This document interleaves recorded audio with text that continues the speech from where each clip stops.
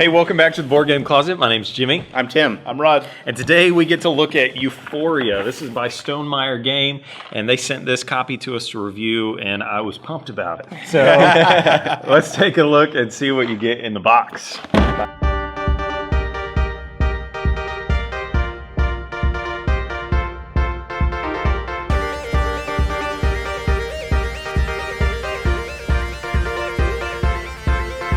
All right, so this is what you get in the box with Euphoria. In Euphoria, basically, you are building a better dystopia. And so you're trying to use these workers, right, to build this place. And you want them to be happy, but you don't want them to be too smart. And so you're balancing out this, keep them happy, but keep them dumb, you know, so that they can keep doing stuff for you. And you're moving your workers all over, that kind of thing. So it plays 2 to 6 people in about 60 minutes, according to the box. So, Rod, talk to us about the components. The first thing that I noticed when the box was open was just a million pieces.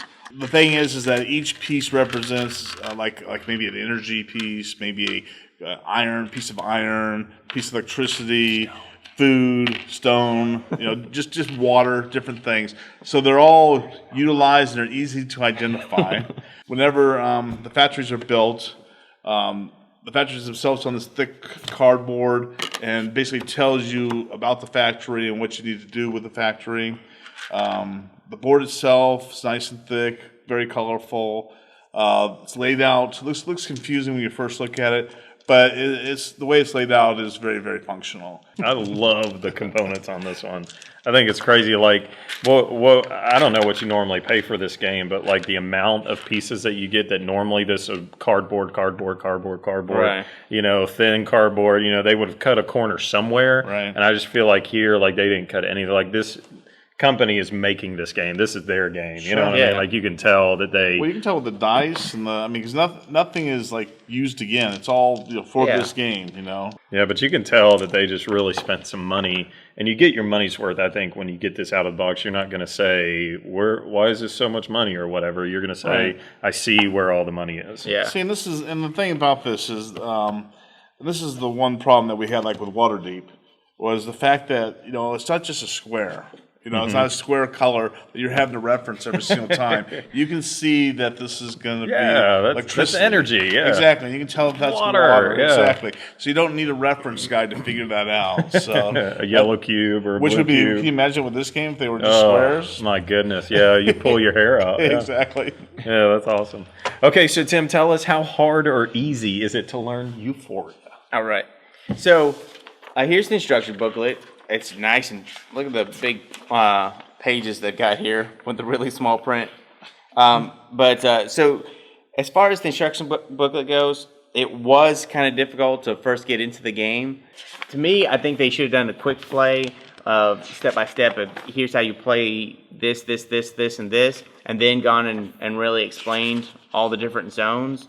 But they kind of did it all at the same time. So they get you your setup with a nice big picture, which I liked.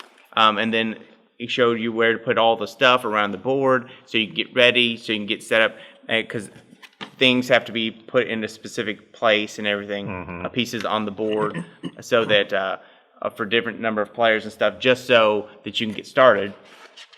And at first you're like, because it starts talking about the blah, blah, blah. You have to put it in the generator area and everything. And you're like, where's the generator area? It's a lot, yeah. But so there's just a lot of stuff. But like all these games, once you play one round of this, you figure it out, right? Mm-hmm. It starts clicking. And then you start realizing what you actually need to do and stuff. So I almost suggest that you just play around and then reset the game, so that everybody could understand exactly what it is. Oh, wait, this is what I really want to be doing in this game, because otherwise it might set you back a whole round. Yeah, this is not one of those games, I think, where you sit down and read the rules while you're trying to teach it, because it's just so, like, video tutorial would be great on this. Oh, it would be excellent if they had that. Yeah, I think that it is really good to know that if this is your style game, I don't know if it's going to be that foreign to you, all of the concepts and how it works, and you're going to get in if you're used to worker placements that are this level. But I think if you're any kind of a gateway gamer, this is definitely over the hill. It's over the crest of what. So like if you sat down and if you bought this game and sat down and got it, you would be like, whoa, okay, and then you're going to have to take a little bit to learn it. So just be forewarned forewarned. Just take it step by step. And just remember, once you make it through the first round, you'll have it. Yeah, you get it. Yeah, totally. Okay, so let's talk about how you play Euphoria, and we're going to give you just the highlights. I don't want to hit everything because there's a ton to this game, but hopefully it'll give you an idea of how this game plays and whether it's going to fit for you and your gaming group. So at the beginning of the game, each person is going to take a color die, and basically the idea is that you're going to have workers, and these workers are these dice that you're going to be rolling. Are they called workers? Yep. Yep, and so you're going to be rolling these dice, and then you're going to be able to put these dice out onto the board in different places. And so that's very typical to a lot of games. But there's places all over where you can go. They have these little reference cards, and so they divide the things that you're going to be getting, right? The places that you're going to go onto the board are going to give you different things. And so they have commodities, resources, and basically the first tier is commodities. And so these are just simple things that you can say, okay, I need water, I'm going to go get some water, and then you get water. Whereas resources require multiple things, right? So resources, you might have to have two commodities to get a resource, or you're trading in something to get that. So it's not as simple as just saying, hey, I want gold or clay or stone at the beginning. You could get that later on, but at the beginning, it's just I'm going to get food or electricity or water. And so those are the things that you're going to be getting. So you place your die here. So at the very beginning of the game, you're basically trying to figure out your road to win. And so you're saying, well, I need this to trade it in for that, and then that'll give me a victory point. So what you do is you place these, what are these called? Authorities. Authority points, right? And so the ultimate goal is you have 10 of these, and you're trying to get these all out on the board. And so the first person to do that wins the game. And so you can do that in multiple ways, but in essence, it's just I need to get this resource so I can trade it to do that. And so there's some other things in the game where you've got these little tunnels where you can push this tunnel guy through, and he's tunneling through. So the water dudes are tunneling up to the food dudes. And so if you get here, then you can just get some resources automatically. Then there's these factories that you build, and they do a really cool thing where they almost force you to be involved in building these factories, because if you don't help in building these factories, then you're going to have a limitation or a penalty that you have to pay. So they do these little factories, which are cool. And once you build these factories, then you're able to place authority points down onto the board if you go here. And so there's that. There's this thing down here with this allegiance track where it helps in different areas of the board. So when you push this up, then you get benefits. And then there's some areas where you get 2 and just at a 1. And then they have this really cool mechanic of balancing the worker's knowledge and the worker's happiness, right?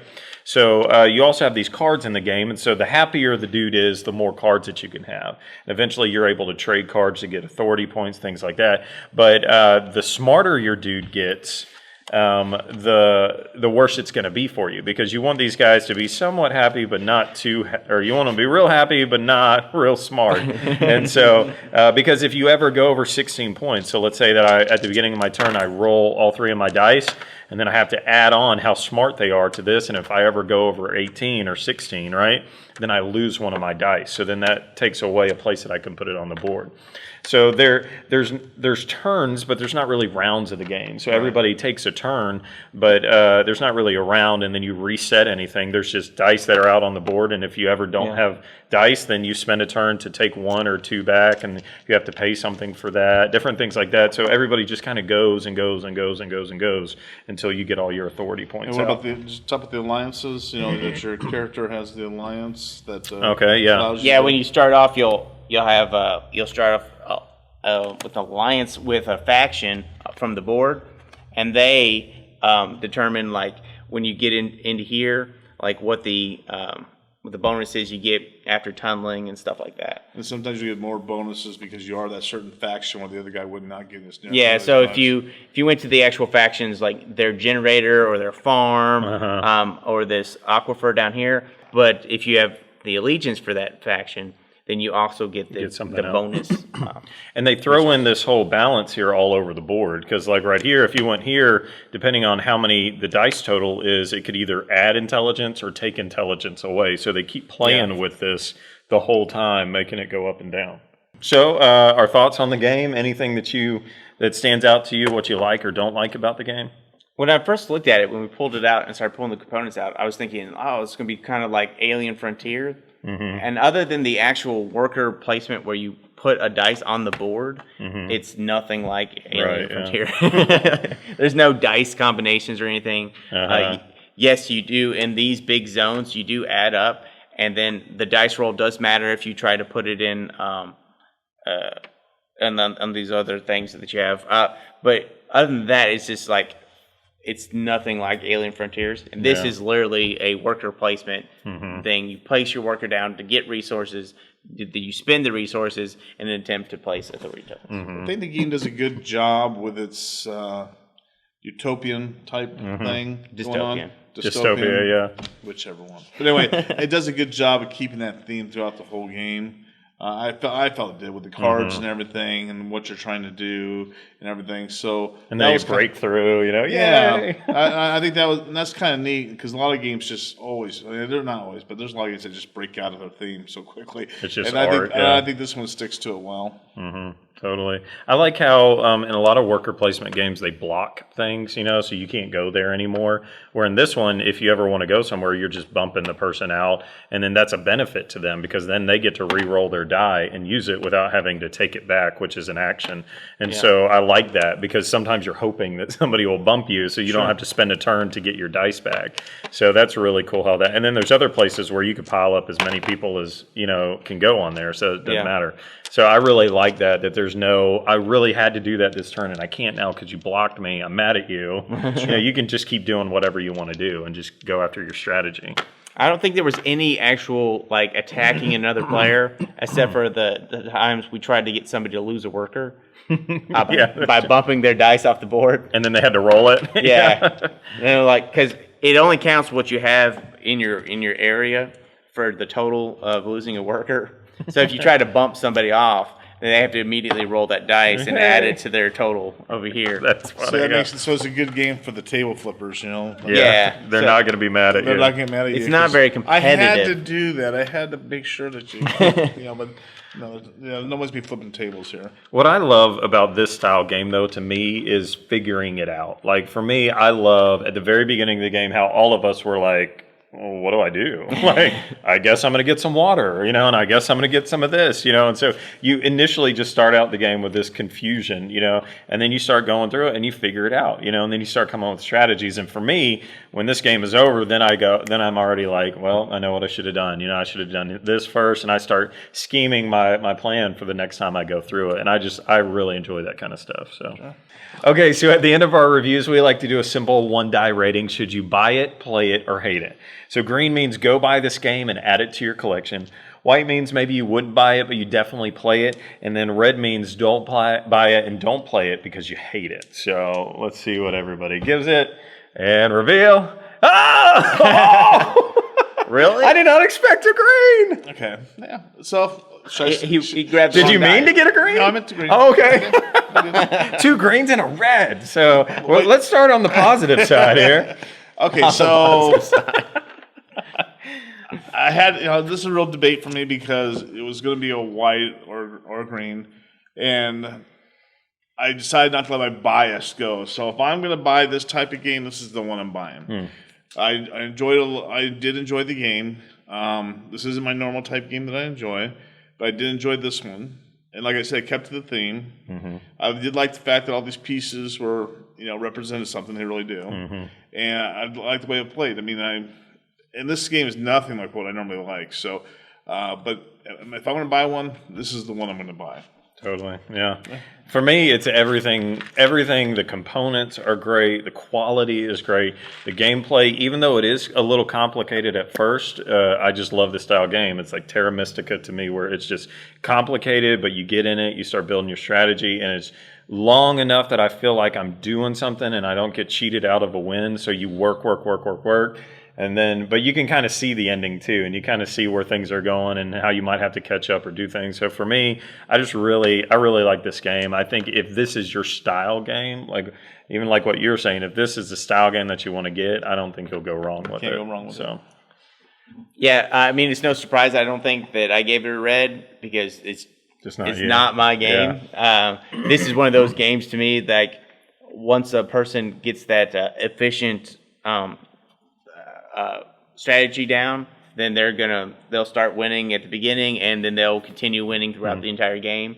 But luckily, it is a game where you play by yourself, kind of, where you're doing your own little thing, and it's not like you're playing against people unless you're actually talking about the scores, and you're actually looking at people's scores for the 10. So you could have fun even if you lose every single time, so that's fine. But to me, it was just repetitive in its nature and stuff, and for me, I don't like worker placement games. So me giving it a red isn't bad per se on the game itself, but... style, and that's where we like to come from on all these, right? Sure. Would you buy it? Would Rod buy the game? So Yeah. there we go. Okay, so that's our review of Euphoria. We got a lot more reviews on our website, boardgamecloset.com. Check us out on Facebook, Twitter, Instagram, all of those. And as always, Support your local hobby shop. woo! Go All right. Colossians.